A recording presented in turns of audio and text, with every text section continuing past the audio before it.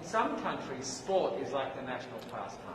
That's But in true. the Philippines, some might say that pageantry is the pastime. That's true. You know what? In the Philippines, we have pageants all over the places. Yes, we have pageants in the barangay, in school, national, local. That's why we really love Miss Universe. It's like it's giving pride and putting the Philippines back on the pedestal. That's why there's an added pressure as a candidate coming from a pageant-loving country. But it's a good pressure. I always look up to our former Miss Universe Philippines. They really did well in the competition. And now this is my time to show who I am, to offer what Rabiya can show to the rest of the universe. So I'm very happy, and at the same time, I'm excited to make all my kababayans proud, and hopefully I do. Why do you think it is that the Philippines love pageants? They have appreciation for beauty. We do love pageant because we used to think that we wanted to be included in the world, I have to be honest, in the Philippines, my skin color used to be not the standard of beauty. I was obsessed whitening my skin because these are the kinds of beauty queen we see on the mainstream. But things were different now. That's why I'm very proud to be a morena. In the Philippines, we call it morena. It's brown skin girl. And to be able to represent, my color, my identity as a true Filipina. Tell me about your journey to being crowned Miss Philippines. In a world in a country, I should say, that loves pageants. That must have been a very intense process. Tell me about, your journey to being Miss Philippines. Well, my journey was crazy. You know what? I started to be a dark horse. Nobody noticed me. Nobody knows I was in the competition up until the preliminary and the coronation night. And when I won, I received different comments. Of course, there were people who didn't expect me to do well, who think that I cheated. That's why I need to redeem myself in Miss Universe. I really need to do well in this competition. And the thing is, I love pressure. I love criticism. I get better every day with that.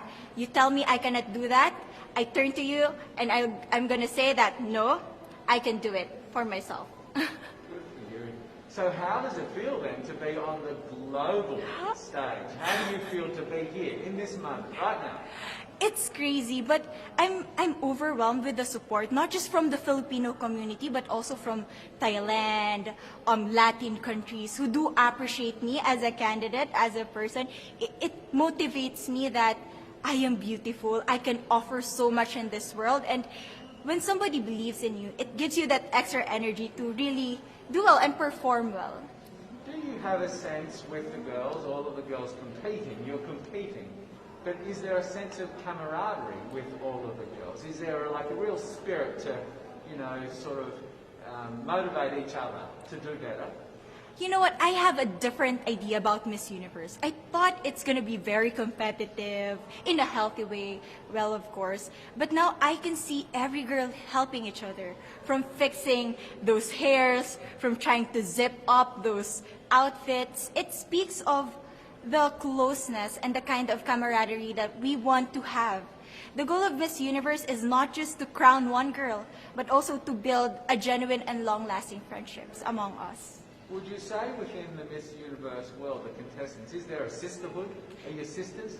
There is sisterhood. I can say I was able to talk to different representatives from different backgrounds, different cultures. And despite our differences, there's so much to be highlighted in what binds us together. And that is because we want to empower women. We want to have our advocacies. We want to speak for the things that we love.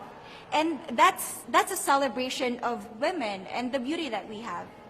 So coming out of this week, obviously you would love to be crowned Miss Universe. Of course. And that would be wonderful, of course, for any of you. But what else will you take out of this week? What do you think you'll feel at the end of this week, regardless of the result? How will you be a different person? It's the growth and the development that I was able to have during preparing for this journey. I will be honest, there was a moment that I lost my identity. because I was put under pressure. I was in that position in which I feel like I'm not good enough. I'm not a good representative of my country, but I was able to bounce back stronger. And if I was able to do that for Miss Universe, I will be able to do that in life. That is my greatest takeaway from Miss Universe. Okay, so the Philippines have a huge amount of fans. Yes. I want you to give us a little bit of a message to the fans here and at home. But send a message. What would you say to all the fans in the Philippines? To all my fans from the Philippines and from all over the world, maraming salamat po. Thank you so much for loving me and for believing in me. It means a lot to somebody who is so naive in this industry, who has no idea how to become a beauty queen on the first day of my journey. But because of your love and support, I was able to be the woman that I am today.